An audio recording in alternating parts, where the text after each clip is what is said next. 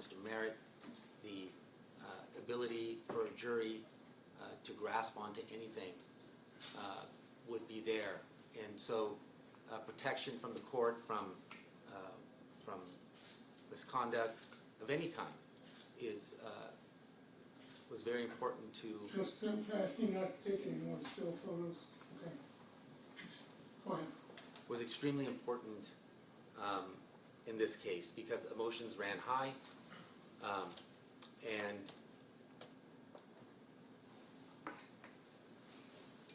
the atmosphere didn't start well, and it basically started with both sides making allegations against each other of misconduct. And which continued throughout the trial. It did. And at one point the court indicated that the court was not going to be involved in that type of situation, that both parties were at fault, that you're going to essentially, I don't remember the court's exact words, but the court was going to withdraw from that role of gatekeeper or whatever the words were. And the court did. And the prosecution took advantage. And it's not, on an issue of prosecutorial misconduct, the correct response is not, well, the defense did it too. That's not the correct response. That's not the correct response that we needed protection from, because we needed protection from what they did. And we needed protection from the way they acted. The reason I put those videos together is so that you could see the way they acted, because you didn't always look at them. The jury could have seen it. It was in the courtroom, and misconduct occurs even when the court's not aware of it. It can still occur if it's happening in the courtroom in front of the jury. The constant snickering, the constant eye-rolling went on almost daily. That happened. And you brought that to the court's attention on a number of occasions, and it was addressed. It was addressed, but it didn't stop. And that's the problem. And that does create an atmosphere that's prejudicial, that we felt it was prejudicial to our client. Because, quite frankly, I've been doing this a long time, and the court's been here a long time. The words of prosecutors, they don't know them. They may know them now, but they didn't know them before. And words of prosecutors carry a lot of weight. It's the voice of the sovereign. And that's who jurors gravitate to. In periods of confusion, they're going to gravitate towards the government, towards stability. They don't know that they're lying. They don't know that they're misrepresenting. They don't know that they're taking that out of context. They think the opposite. So that was unfortunate, and the court did get involved plenty of times. Well, now, as you know, that is a two-edged sword, which I also brought to everyone's attention. As you know from another trial where prosecutors were acting similarly, at least the defense alleged that they were, that had an extremely negative impact on the jury, and was one of the reasons that jurors indicated they voted not guilty on all defendants. So I think jurors expect counsel to be respectful and professional, and when counsel are not respectful and professional, I think that is detrimental to those attorneys. At least that's been my experience, that jurors generally do not reward such conduct. And I brought that to the attention of both sides, that that type of conduct may well be detrimental. And maybe that had some effect that you don't think it did, but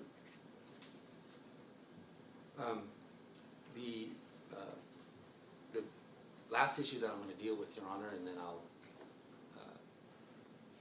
allow the court to take over, is because I have a lot to say. I have a lot of slides that I wanted the court to look at, but obviously that's not going to happen. That has been, when you brought it in, it was marked, so it will be part of the record for review.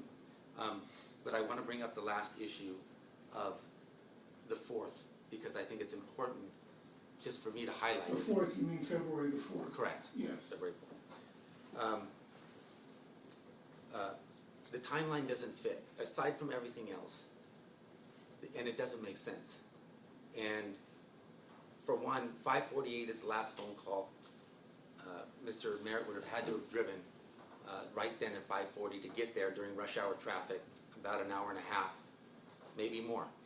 To get to Maybe Fall River. argued that extensively. I reviewed those transcripts. But what was missed from that is this.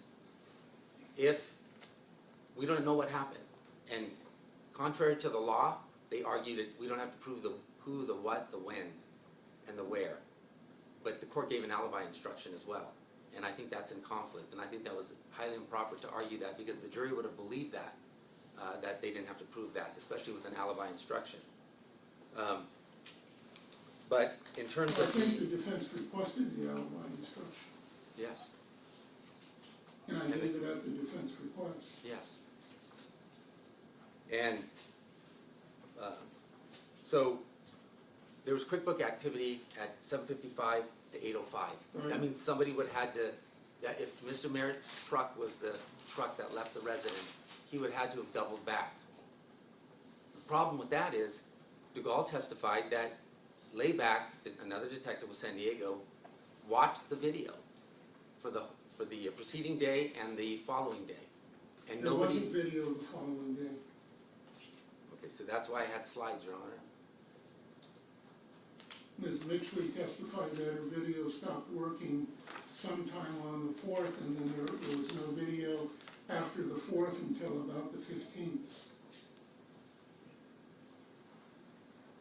I just read her testimony. I know, I'm gonna. So this is the report from Layback. And he said, in looking at the movements on 2-4 at 1947, he saw headlights come on from the McStay's driveway and the bottom of a white SUV pull out as if backed in and turn onto the street and drive away at a normal speed. Right, No movement back to the residence for that day was detected. correct, The days after were skipped by the system for an unknown reason. right. But he would have to have doubled back right away, because the checkbook activity, or the QuickBooks activity, or not the I QuickBooks, but the, understand. okay. I wanna- understand that if the truck leaving was Mr. Merritt's truck, with Mr. Merritt in the truck, and the McStay family was, if it was Merritt leaving in his truck at 7:47 p.m., and the McStay family was still in the home from 7:55 to 8:05 for the computer activity, and at 8:28 for the telephone call from Mr. McStay to Mr. Merritt.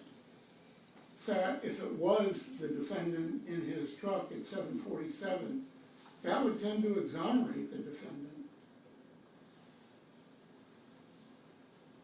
If it was not his truck leaving at 7:47, and the family was still there up until 8:28, then it's irrelevant that it wasn't his truck, because whoever the perpetrator was there later than that, and there's no video for later than that. Well, the video, according to Layback, he watched the rest of the day, is what the statement says, so, but in Well, any- he watched the rest of the video. There were Mitchley only gave them 2 segments. gave them, but they were allowed to watch.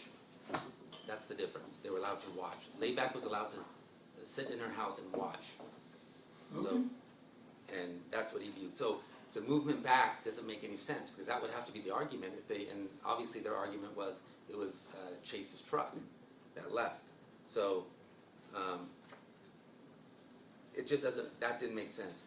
I want to make a couple comments about the disparaging the defense throughout the trial. Defense documentary, they said it repeatedly. Even though we had come to the court knows, we came in with full disclosure. You saw the documents, you saw the contracts, you saw everything. And I believe even one of the DAs or a couple of them were here as well. So everything was disclosed up front. And they wielded it like a sword through the entire trial, disparaging not only the defense, but defense witnesses, experts, and so forth, including an expert that they once had, which was unfair because he did everything pro bono. And they snicker even till today because they know what they did was wrong. They took a guy who was working for them for free for years, and Mr. Imes knows best because he's the one that withheld exculpatory evidence the court found. And even with that, Well, we had an extensive hearing on that, and the court made extensive findings on that.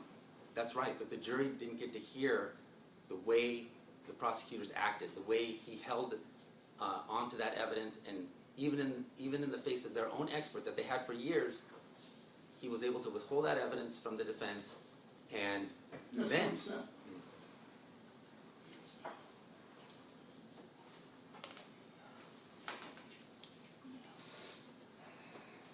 Okay, go ahead. he was allowed to withhold that evidence from the defense, exculpatory evidence, in a death penalty case. What prosecutor does that? And The court then, found it was not a willful withholding. The court found that there was, that Dr. Rubin did send a text to the prosecution after the prosecution told them they were no longer utilize him, and that contained additional information.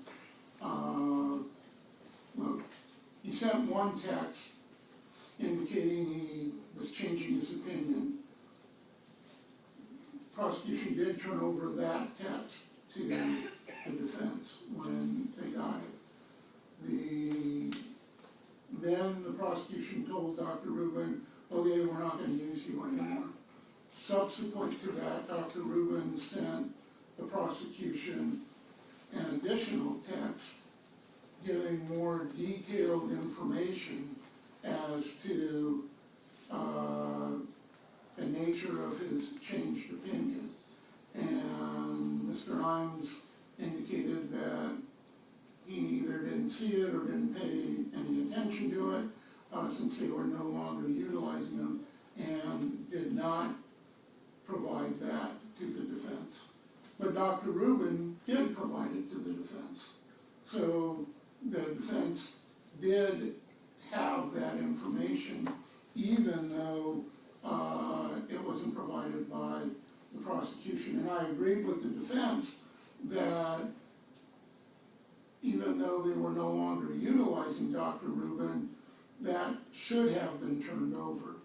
But the court found that it was not an intentional withholding of evidence, and the court found there was no prejudice because the defense did obtain that information.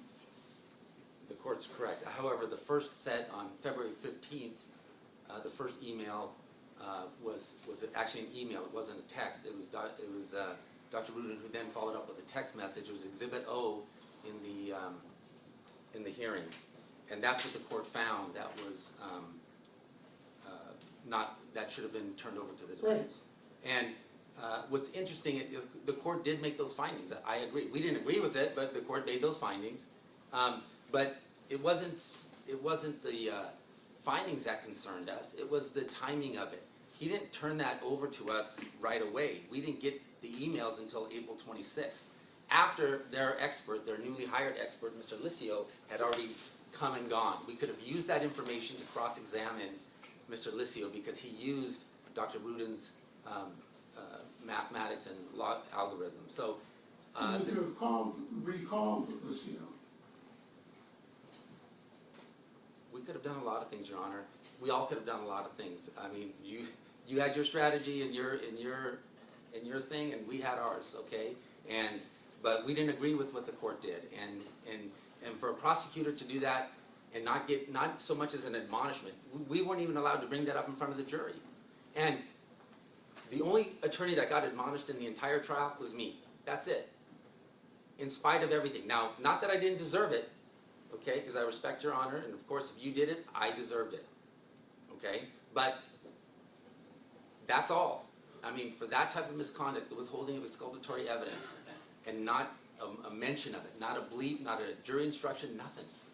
I find that, I thought that was highly unfair, and the conduct itself was prejudicial to our case. We And I can't use that. understand that that's part of your argument as to prosecutorial misconduct Yes. and due process violations. Yes, And it was extensively addressed at the time.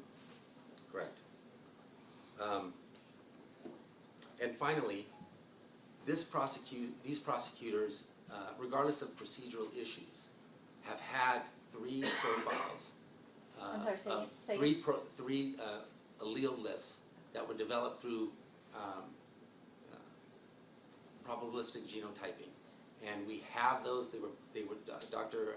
Perlin testified.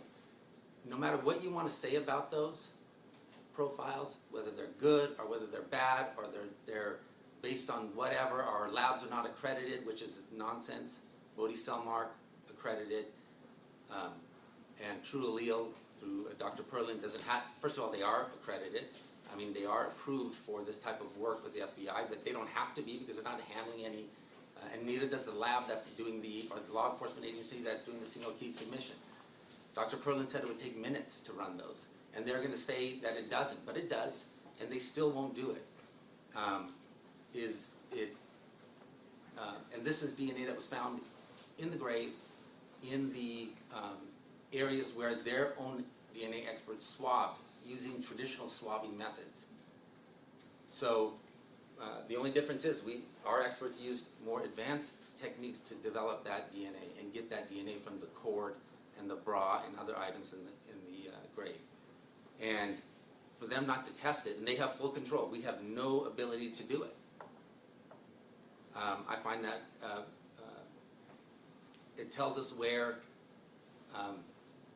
what they think about justice, because it really is no skin off their back to do it. Even though they'll say procedural grounds, or they'll say some lab is not accredited, or their own lab has to have this, that's not the case. They can do a single key submission, and if they can't, let's fix the problem, whatever they think the problem is, and it can be done. And that's real DNA, and those are real results, and those are 3 people that don't match the family, and they don't match Mr. Merritt.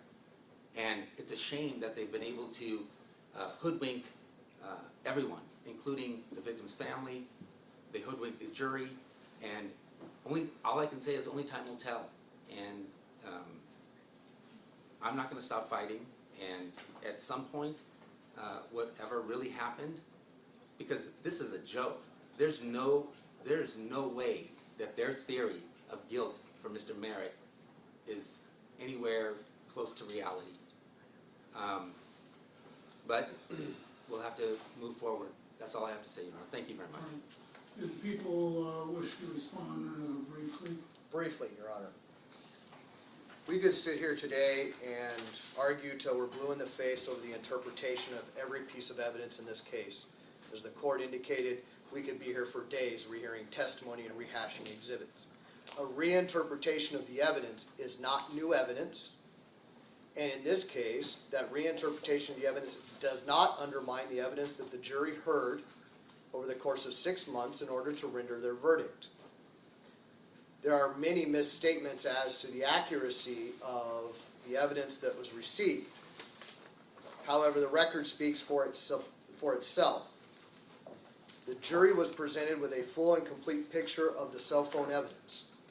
And I cite for the record the fact that the court already knows on both February 25th and February 26th of 2019, Mr. McGee spent almost his entire cross-examination talking about the efficacy of those records, the importance of the findings from them, including the beginning cell tower and the ending cell tower. As the court may recall, over the break from the 25th to the 26th, he sent Mr. Bowles home to do some homework to change his diagrams to show the ending phone calls. The whole transcript of the 25th and 26th deals with all of the issues that they are discussing today in regards to the cell phone. Most importantly, I note in their motion that they filed this morning on page 5, they start that first paragraph with, I quote, "newly discovered interpretations of evidence." That is not the legal standard for new evidence. All of this evidence the defense had from the beginning. I note for the record that Vlad Jovanovich's reports were dated September of 2018. All of the material you saw in these slides, for the most part, with a few exceptions, were contained or derived from those same reports. This is not new evidence. Mr. McGee spent an exhaustive amount of time cross-examining the credibility and quality of Agent Bowles' testimony. Their witness was present in court during that testimony over those days. He clearly made a tactical decision not to call their expert, as it obviously had nothing to add. Agent Bowles agreed with pretty much all of those contentions. What the import of that evidence and interpretation for sufficiency of the evidence is to remember that Agent Bowles testified that they only rely on the first connection. And the reason they only rely on the first connection to a cell tower is because after that they lose control, because it's dictated by the algorithms and the switches of the computer system for the network. That's the import of that. The import of the sufficiency of the evidence and the importance of that cell phone evidence is still this. The people have always contended, despite the interpretations by the defense, that the only import of that evidence was that the defendant's phone connected to those towers on that day at that time. We never asserted he was standing next to the graves. We never asserted he was in a particular location in the Victor Valley on that day. The other evidence is that the defendant denied being in the desert. Mr. Moline's representation today is accurate that it's if I was there, but he maintained he had not been there. His sister even testified, with a little impeachment from her prior statement, that he had not been in the high desert for almost a year. Actually, she said 5 years. I will stand corrected if that's how the record reads, and I stand by what the trial I record read the is. testimony. There is also a mischaracterization in this evidence that, in fact, this is a 6-sided tower. That's not correct, and if you review the testimony, it is a 3-sided tower. Each is 120-degree azimuths, and there are 2 stacked on top of each other, slightly askewed in their orientation. And there are 2 separate frequencies for each of the sectors. Correct. Ultimately, there is nothing new in this evidence. For the record, I must say, we object to any and all the exhibits that were marked as part of this motion. The video excerpts lack foundation, they're not relevant, they were taken in violation of a court order. The excerpts from Detective Dugal's testimony are cumulative. We had introduced and played for the jury that entire interview, and these segments are only portions of that, therefore the court already has those. And as I pointed out, the presentation materials from Vlad Jovanovich are stuff that they already had in September of 2018. So this is nothing new. There is reference several times to evidence at the preliminary hearing. That's not relevant. What is relevant for the analysis of the court as to sufficiency of the evidence and this motion for retrial is what this jury heard.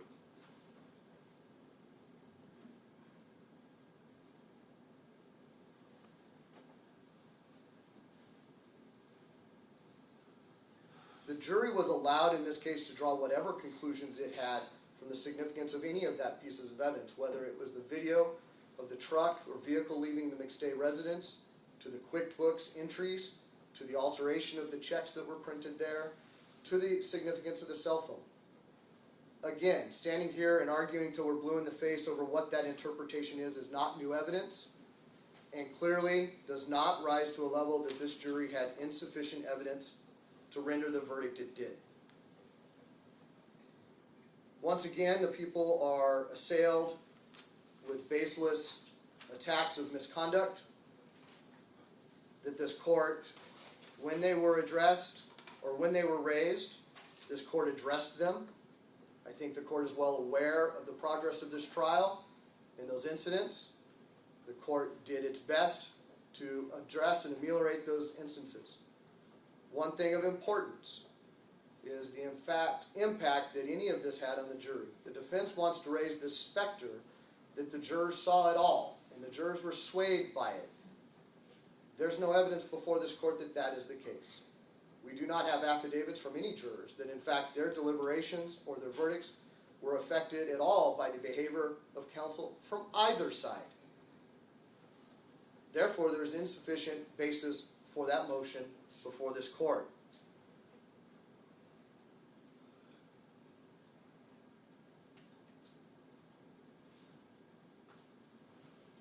As to the Dr. Rudin matter, I believe the court is pretty accurate in its recitation of those facts. Exculpatory evidence was not withheld. It actually was disclosed.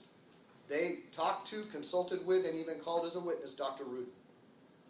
There is no violation there, and to try to rehash that for the court or the cameras or whatever purpose it is improper. The court dealt with it. It did not affect the progress of this trial. The jurors heard the evidence from Dr. Rudin. Ultimately, there has to be a showing that any prosecutorial misconduct, which is not specifically delineated in their motion, affected the outcome of this trial or the verdict of this jury. There is no showing that that in fact happened, whether on a single instance or a cumulative instance. There is no evidence that it had any effect whatsoever before this court. As to the DNA evidence, I'm going to ask Mr. Dougherty to respond to those accusations as it goes to the sufficiency of the evidence and the basis for a motion for a new trial. Thank you. Your Honor, if I may, I will be brief. I do believe that the record does need to be corrected, however. When I received the results from cybergenetics from Defense Counsel, the Trulio results, I spoke with the CODIS administrator for San Bernardino County. She informed me, and I subsequently informed both Mr. Moline and Mr. McGee, that in order for a private lab to submit evidence to a government lab for entry into CODIS, the FBI maintains very rigorous standards. One of the standards is prior approval, I believe it's of the technical leader of the government crime lab. In order to accept the evidence from an outside lab, they need prior approval from the lab, from the government lab, to input the information into CODIS. They knew that, and they knew that because if the court will call the Bodie evidence, Bodie asked ahead of time, as they should have, to get prior approval with whatever government lab they have a memorandum of understanding with to enter that information into CODIS. Defense counsel, Mr. Gerard, said, until we know if our client's DNA is on there, we don't want to put it into CODIS. So at that point, the standards, the MOU, the agreement that San Bernardino County needs to accept that evidence to put it into CODIS is missing. It's not there. The lab director standards, again, require a CODIS administrator to follow them at the risk of losing CODIS access for the county. I informed Mr. McGee and Mr. Moline of that in February. Mr. Moline met with the CODIS administrator in May. I was there. He asked her, did Mr. Doherty tell you not to run these through CODIS? She indicated that I did not, and I did not. In fact, when I got them, I inquired as to whether that could be done. And that's when she explained the procedure and everything else. So I want it to be clear that when we're calling these are profiles developed by probabilistic genotyping software that somehow have to be entered into CODIS, and we have a mixture of up to 11 people. A human being only has 2 alleles at any given location. Some of those locations had in the 20s, 22, in fact, alleles. CODIS only allows entry of so many alleles into its system to do a search. So Mr. Moline wants to paint this as the government has biological evidence and they're refusing to test it. And he knows better. He knows better, and he's known better since January or February. So this is another example of where there would need to be an extensive evidentiary hearing to produce all of those witnesses. And again, that is something that is better suited to a writ proceeding. Well, and in any event, it's certainly not new evidence, not grounds for a motion for a new trial. That was an added shot at the prosecution of the government in this case, to be able to go out and say, they have biological evidence, they refuse to test it because they only care about winning. That's not the truth. That's not what happened here. And it's not the basis for a new trial. They have it, I have to So- respond. I'm sorry, we're not done. So lastly is the accusation that Mr. McGee was ineffective in his representations. There is nothing before this court to demonstrate in any of the evidence, the cell phone evidence or otherwise, that his performance to this court in the presentation of cross-examination or exhibits or calling of their own witnesses, in fact, fell below the standards to show that in so prejudiced the outcome of this case that a more favorable outcome would occur. I submit on my pleadings the standards outlined in there, as well as the trial record for anything else the court may, unless the court has other questions. Mr. Moline, did you want to call Mr. McGee as a witness? Yes. Okay.